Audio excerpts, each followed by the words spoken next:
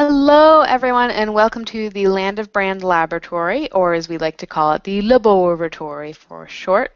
If you've never joined us before, we meet every Wednesday, 12 o'clock Eastern Time, and we talk about different topics in branding. So essentially, how to build your unique brand, build visibility, establish yourself as an expert, and attract the clients that you are meant to serve so that you can share your passion with the world. In short. So we talk about different topics, and at the end there will be time for questions and comments and discussion because this is a community. So while I am bringing the topics and giving you my expertise, I also want to hear from you what's working, what's not working, and any questions that you have about the topic that week. So today we're going to be talking about establishing yourself as an expert through writing, because I think that that's the easiest and one of the most effective ways to establish your credibility as an expert and as a coach. So let's go ahead and switch over to the presentation.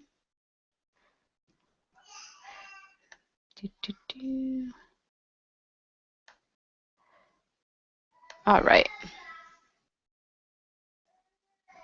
So why writing is the best way to establish your expert status. So as a coach, you need to be ahead of your target audience. So this is why do you need to be an expert? So expert is kind of a buzzword. It's kind of a one of those scary words that as a coach you need to be using. So you need to be ahead of your target audience in that you need to be able to teach them something. And in order to do that, you need to show that you are the best at what you do, because prospects hire coaches that are the best, not pretty good, not I kind of know what I'm doing. No, we want to hire the people that we know are ahead of the curve. We know that they're way ahead of us, so that they have something to teach us. So you need to keep ahead of the ball in order for prospects to see that you are the one that they should be working with. And the more expertise you have, it means the easier it's going to be for you to fill your programs, the easier it's going to be for you to build that visibility, and you can demand higher fees, because the bigger your brand is and the more visible your brand is and the more credibility you have as an expert, the rarer you become. And the rarer you become means that you can charge more, because there's the whole supply and demand. There's only one of you. So you can charge higher fees, work with less people, have more control of your time, start leveraging your products and programs into more leveraged means like group programs and online trainings, and really start selling that expertise that you have. But first, before you can do all that, you need to show that you are an expert in your field, and that you have something special to share that you can't get anywhere else. So why is writing a great way to do this? One of the biggest reasons is because writing is easy. Most anyone can do it. If you've graduated high school, chances are you can write an article. And their articles don't have to be super complicated. So sometimes the word article is scary because you think of writing for a newspaper or writing for a magazine, which can be a very formal style of writing, and not everyone is great at formal writing. So while everyone can write, it doesn't necessarily mean that you can write academically. I certainly can't. So when we're talking about writing articles for your blog and your business, we're talking about writing more conversationally, as if you were teaching something to someone. And if you're a coach or an online expert, chances are you have something to teach. You know how to teach and to talk about the strategies and the tips that you have for your target audience, because that's what you do. That's why you got into this business, was to share that information. So writing will allow you to do that very easily. You get to share your passion because you get to share that message that you have and the thing that you're really passionate about. Most of us really geek out about our topic because we are experts in it. That's our why we enjoy what we do because we really enjoy the topic that we talk about. It's going to demonstrate your point of view and approach. So you're sharing your passion, you're sharing your message, and when you're talking about the topics in your writing, so you're sharing strategies, you're sharing tips for your target audience, you get to demonstrate how you see the world. You don't need to just talk about general information because as an expert, you need to give your point of view, you need to give your opinion, and you want to demonstrate your unique approach. So what do you see that other professionals might be missing? Or how do you look at a problem differently? And when you do that, now you're really showing that you just don't know your topic. You have an opinion and you look at it in a completely different way that's new and unique and effective. And when you can do that, that's when you really start to be seen as an expert and you start building this unique brand based on the way you look at the problem. And the other reason that writing is great is because it has a long-lasting impact on your marketing. So when you write something and you publish it online, it's basically there forever, for better or worse. I know looking back at some of the articles that I wrote 5 years ago when I first started, they're a little scary. There's probably not something that I would publish right now. Because that's another great thing about writing is as you do it, you get better and better at it. So it's something that once you start, you can only get better, and it has a long-lasting impact. So everything you write will be online, working for you, sending people back to your website, introducing people to your point of view, and getting your message out there. So that's why writing is a great strategy, and that's easy and allows you to be an expert and build your brand. So let's talk about how. So how do you write for your business? So here are just 3 types of articles that I believe are the easiest to write. The first one is the how-to. So how to build your list, how to lose weight, how to have a difficult conversation with your mother-in-law. So how-to articles make it very easy to come up with topics because you can basically say how to and finish it with anything you want that has to do with your target market. They're easy to write because they're logical. It's very easy for you to explain how to do something. They're also the easiest to get published by others. So if you're looking to publish on more than just your blog, maybe guest posts, maybe online magazines, maybe offline magazines, then getting published by others, they're looking for a lot of how-to articles because that's what people like to read.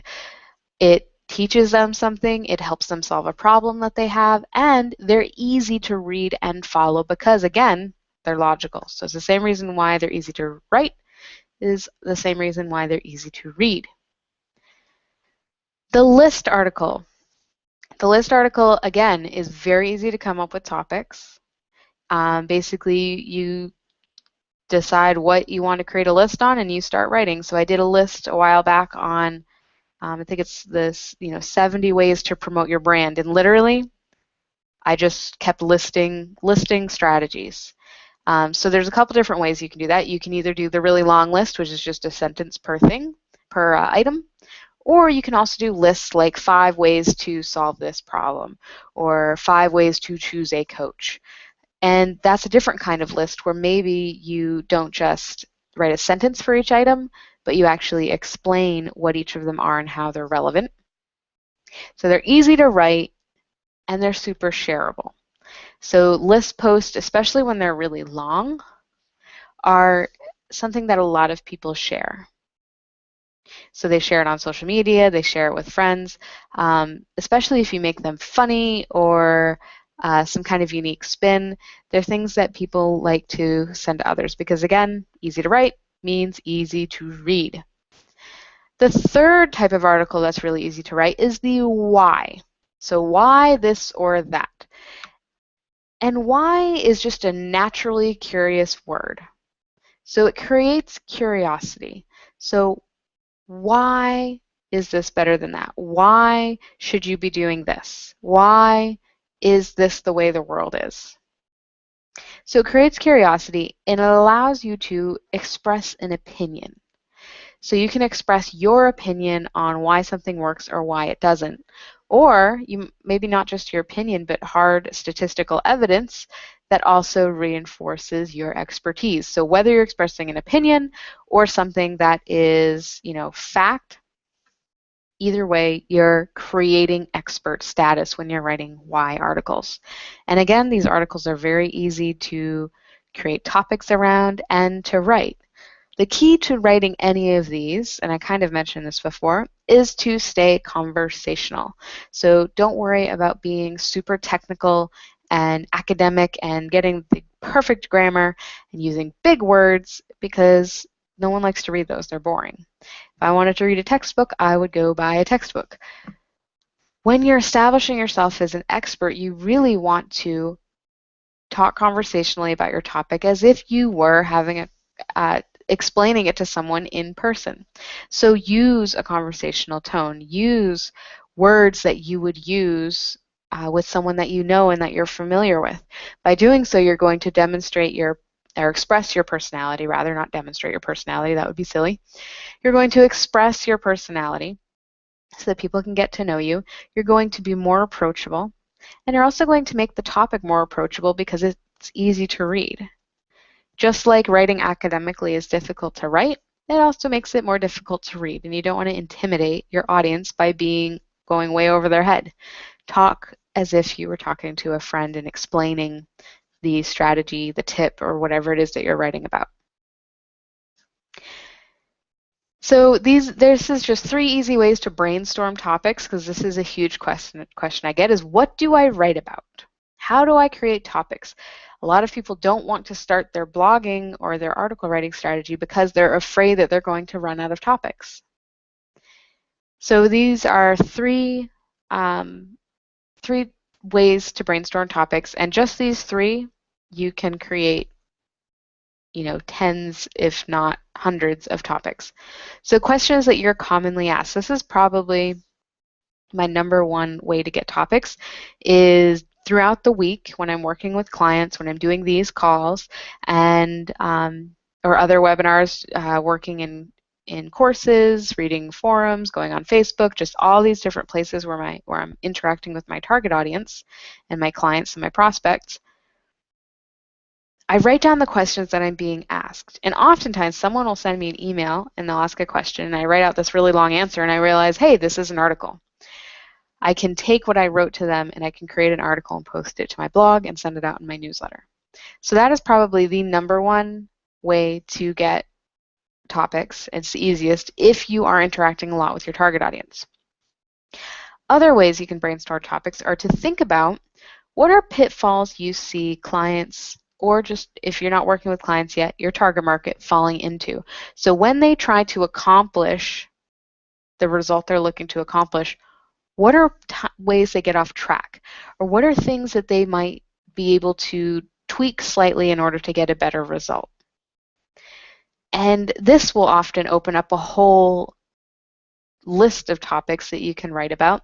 And these are also ways, again, that you're seeing the world, because what you might consider a pitfall or a better way to do something might not agree with something that someone else is saying about that same topic. So again, you're establishing your expertise as a authority on the subject. You can express an opinion, you can express fact about why this is a pitfall, why it's a problem, how to make it better. You see I'm putting in the whys, the how-tos, 5 ways to avoid this pitfall.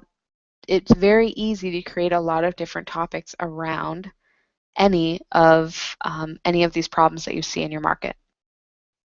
And then the last one is, again, very easy. Tools you find helpful to share. So these might be tools you use in your business, tools you use in your personal life, but things that, or third, tools that you are using for your coaching. So these are things that you think would be helpful for your audience. So for example, a couple weeks ago I did a LOBoratory call on the if this then that automation tool. So that was a very popular topic because people like tools that are going to help them accomplish a goal. So it could be technological, it could be a tool like the Myers-Briggs test, which is not a technical tool, but it is a kind of physical test or assessment. It could also be a coaching tool. So maybe a particular method that you use in your coaching or a particular philosophy that you follow, that could also be considered a tool. But anything that you think would be helpful for your audience to achieve the goals they want can be an article. So with any of those topics that we just talked about, if you were to pull one, we're going to talk about how to hit the topic motherlode, because you could turn one of those topics into at least 10 other topics. And how we do that is we look at it from multiple angles. So pretty much any topic that you choose is going to be too broad. You could literally write a whole book on a topic because you know so much about it, because you're an expert, and that's why you need to be writing and kind of putting your information out there. So I like to call this angles. And what we do is we look at a topic and we kind of walk around it. We walk around it and we look at it from different facets, and we take different angles and different perspectives on it. So here's an example. Let's say a problem that my target market is experiencing is writer's block. So that's relevant to the topic that we're talking about right now. So writer's block. Here are 6 different topics that you could write about writer's block, and I could have gone on and on and on. So why writer's block occurs in the first place. 5 ways to brainstorm topics. How to push through and write anyway. Strategies for finding inspiration. Why sometimes you should take a break and refresh. The impact of writer's block on bloggers. So as you can see, these are all around writer's block, but they're all looking at different angles. So why writer's block occurs? So why am I experiencing this? 5 ways to brainstorm topics. That's a list post.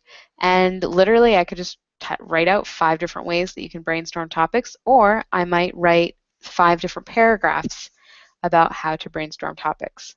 How to push through and write anyways. That's a how-to article on I just chose one strategy for creating writer's block. Probably not the best, which is, just kind of suck it up and write anyway. But it's a valid topic. Strategies for finding inspiration, and I could change that to 5 strategies for finding inspiration and create a list post. And so that's, again, just one way to solve writer's block. Why sometimes you should take a break and refresh. That's another way to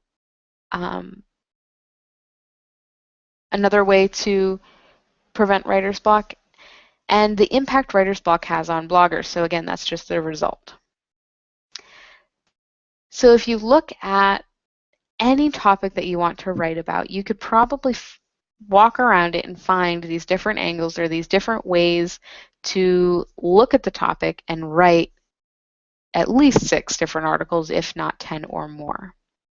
And then what this does is it creates a compound effect, because now you're writing a group of articles that are around the same topic, so a couple things happen.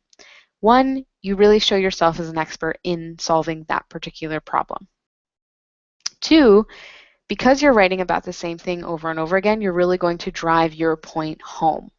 So you're really going to get your message across over and over and over again and start to be seen as the person for that topic. And 3rd, because you're writing over and over again, yet again, the keywords you're going to be using are going to be repeated on your website over and over. They're all linked together because they're all on your blog. So your search engine optimization is going to, or your search engine ranking rather, is going to start rising for this particular term because you're writing a lot about it. So it's going to have a three-punch effect, and you can do this on, maybe you pick just a couple categories that you're going to write in, and you write all these different angles about them, and that way you start ranking for those terms. So conclusions.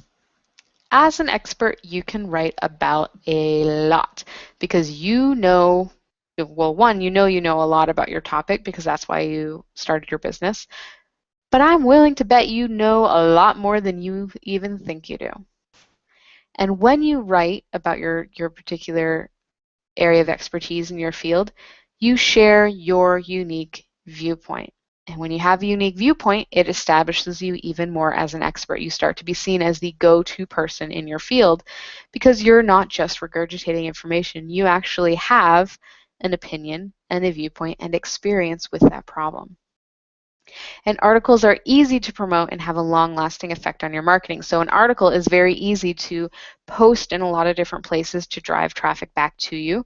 You can publish articles online and offline in other publications, so other online magazines, other offline magazines, other blogs, other forums. So they're easy to kind of just get out there in a big way. And because you're getting them out there in a big way, they're having a longer lasting effect on your marketing because they never disappear. They're always online and they're always working for you. So as a reminder, the blog Marketology course that we're currently enrolling for walks you through in depth how to do all of these things. So we talk about the angles, we brainstorm your topics, we talk about how to create keyword-rich titles. So we walk you through in depth how to implement your writing strategy easily. And you get feedback as you go to make sure you're on the right track. So when you're creating all of your topics, I actually look at them and point out new angles or help you course correct if you're struggling. And I just wanted to remind everyone that the early bird price ends on Friday, and there's only 15 spots left. So if you haven't heard about the course yet, you can go to thelandofbrand.com/blog-marketology. I'm going to just type that in here in the chat so that you can see it.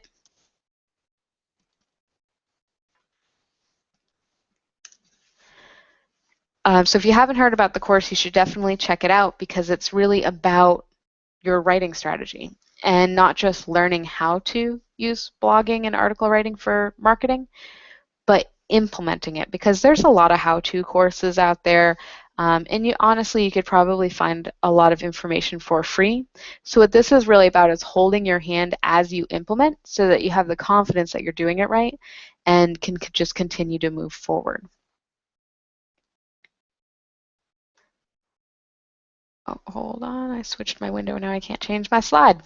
All right, and so before we take any questions, or rewind, while you guys are writing in your questions, so if you have any questions about this topic or any comments that you'd like to add or things that are working for you or not working in regards to your writing, you can type them into the chat now. There's about a 30-second delay, so while you're doing that, I'm going to talk about what our topic is for next week. So next week, we're going to talk about how to stand out even when it seems like everything has been done before. This was a topic that was requested, it's been requested a few times because it's a huge challenge. Pretty much everything's been done before. If you have ever tried to buy a domain, you know what I'm talking about, or name a business, you know what I'm talking about. So you might be concerned about how to stand out. How do you stand out as unique, and how do you put yourself at the top of the field when all of your cool ideas have been taken? So that's what we're going to be talking about next week. And if you have a topic that you'd like to see, you can email holly@thelandofbrand.com, and I will see if we can get it on the calendar for you. And so I'm going to go ahead and just go over to the chat and see if there are any questions. Kim asks, how many words should a blog post have? I've heard that if you don't have 700 to 800 words, that you won't be found as easy. So I'm not sure if that's true, Kim. I don't know the exact word count. between 700 and 800 words. I do know that certain article directories will only accept blog posts, or articles rather, that are at least 500 words. I usually shoot for about 500 or 600 because I like to keep my articles short so that they're consumable, and they'll still be able to be posted on article databases. But I think 700 to 800 words, that's a good number as well.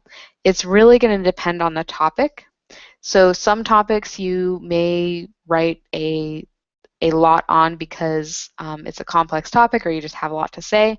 And then others will be a lot shorter. So some of my articles are extremely focused and sharing just one kind of tidbit, so they may only be 300 or 400 words. So there's really no hard and fast rule that I know of as far as length. I would say probably not any more than about 1,000 to 1,200 words, just because you're getting, it gets a little bit unwieldy when it's that long. So I hope that helps, Kim. It's not really a black or white answer to your question, but at least it kind of gives you a little bit of guidance.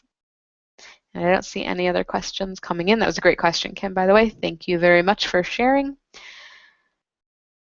All right. Does anyone else have any questions or comments? Have you tried writing articles and run into any pitfalls?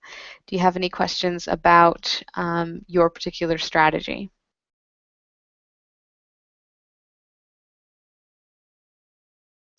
All right, I'm not seeing any questions going in, so that is good. We can go ahead and wrap up. But like I said, there is a 30-second delay. Oh, hold on, there is a question here. So Marilyn asks, what options are there to post articles? So there's a lot of different places that you can be posting your articles. Obviously, you're going to post it to your blog and use it in your newsletter.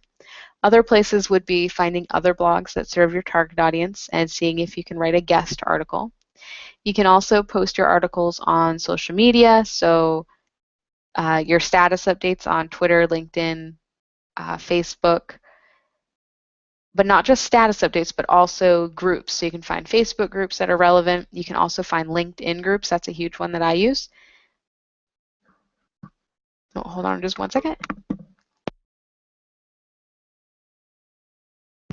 Sorry about that. I had to sneeze. So LinkedIn groups. So you can find groups on LinkedIn where your target market hangs out, or even sometimes you might even want to post to groups that your peers hang out because they might be able to send you referrals.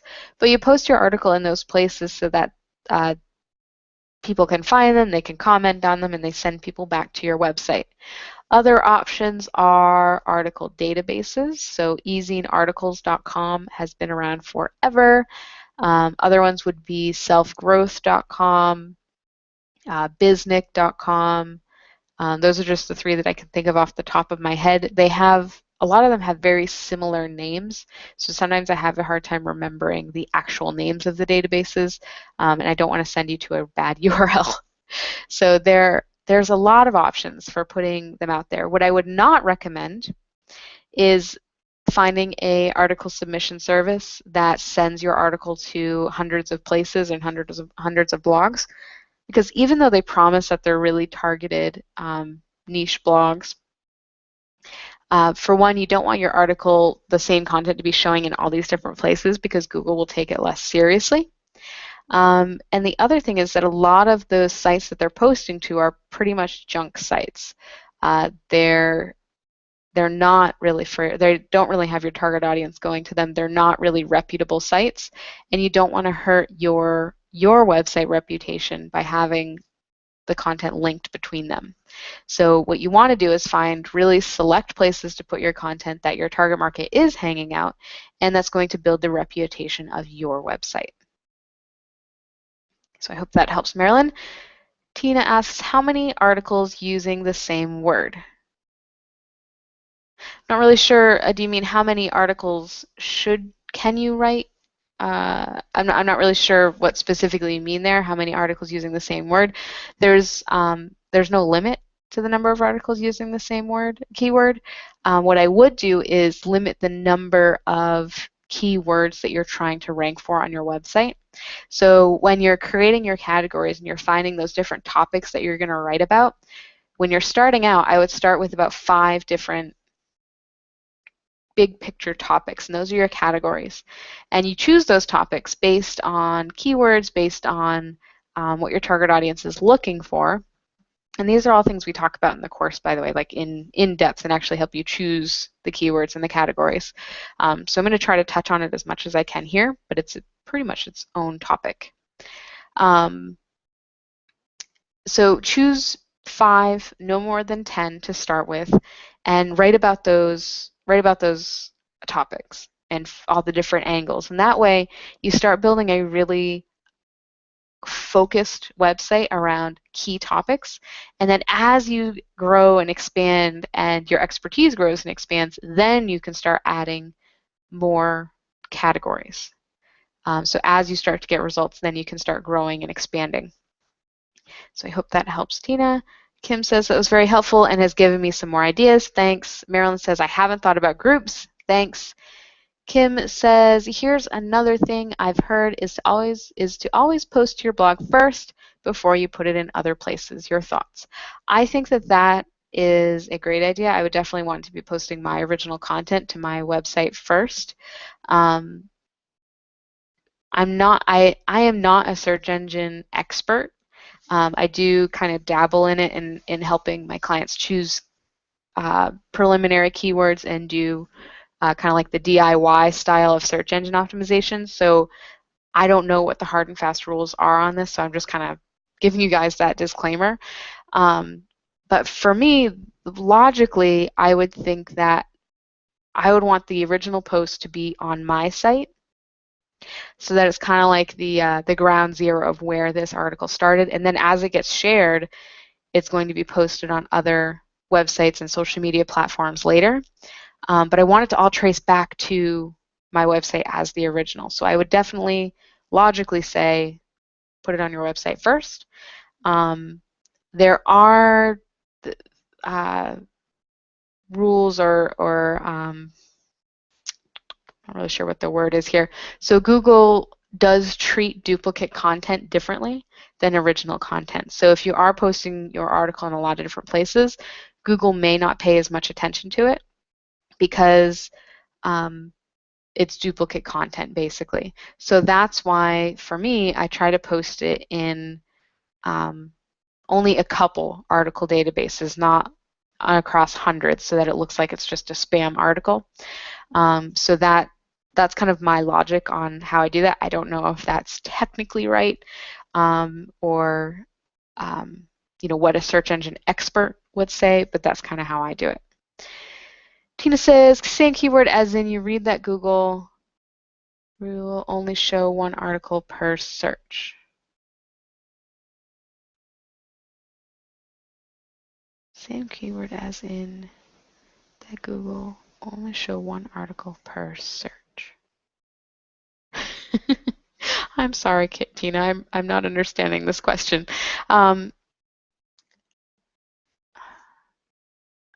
I'm sorry, Tina. If you can rephrase the question, I will do my very best to answer it, but I'm still not sure what that answer is. So same keyword as you read that Google will only show 1 article per search. So I'm going to think you're talking about how many articles do you need to write about a particular keyword before Google will start showing that article in a search engine.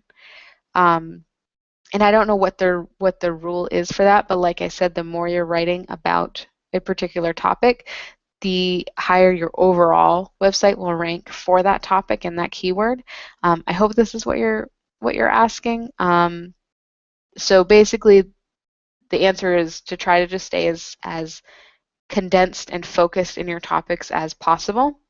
And I don't know what the actual number is in order to write about a topic for it to start ranking in search engines.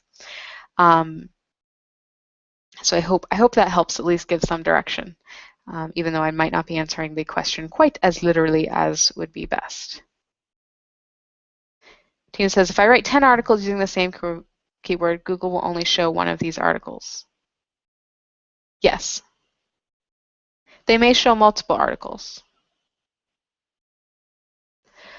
So let's talk a little bit about how Google displays content, because I think that might help here. So when you search for a you search for a keyword, you search for how to do something, or you're searching for information, Google will show you content that matches, that they think is the best fit for what you're looking for. So they may show you multiple articles from the same website because maybe that website has used that same phrase multiple times. They may show you one article from a website, but regardless, they're going to show you.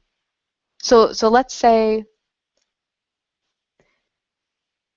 someone searches for website design for coaches, which is one of the keywords that we try to rank for. If you search for coaching, I think it's coaching website design, the Land of Brand website will come up. So the actual, just the homepage will come up, thelandofbrand.com. Also, the Land of Brand / website design, which is one of our subpages, will come up. And then there will also be websites from other websites and other pages from other websites that come up in the search engine.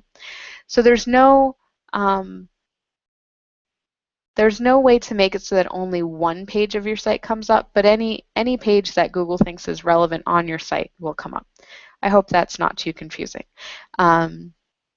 But so you see right now, if you search for coaching website design, the homepage and our subpage comes up.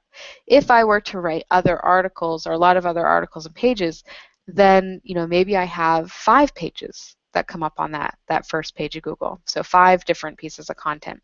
And then what you're doing is you're really saturating the search engine. So when someone searches for that term and they see 5 of your pages come up, you're going to be seen as more of an expert in that particular area.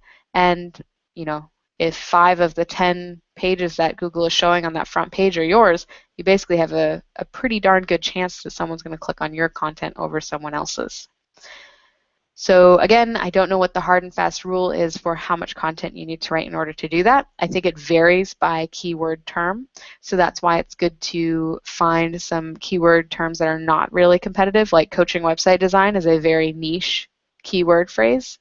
There's only a few people that actually use that keyword because they specialize in working with coaches. So that's why it was pretty easy for us to get on that first page of Google.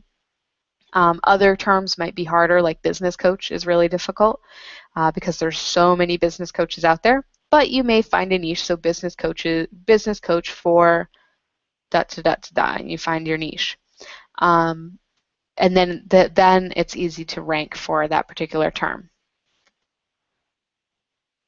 All right, so I hope that helps. I feel like we've gone down a rabbit hole of search engine optimization. Which is a very, very complex topic. So if there's any more questions, you can go ahead and type them in. I'm just waiting for you guys to kind of catch up with what I was talking about as far as the time delay.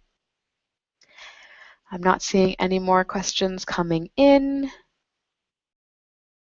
All right, so what I'm going to do is, because there's a delay, I'm going to wrap up the webinar, and then I'll stay on the chat for just a couple more minutes to catch any last questions that come in.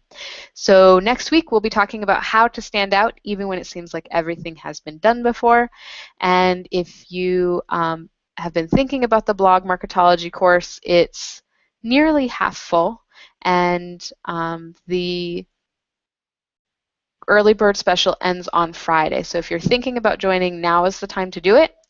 If you have any questions at all before you do join, email Holly at thelandofbrand.com. I'm totally happy to jump on the phone and answer any questions that you have. If you're still kind of hesitant or you're not really sure of something, I'm happy to answer those questions for you. So I hope you all have a fantastic, fantastic day, and I will see you all next Wednesday.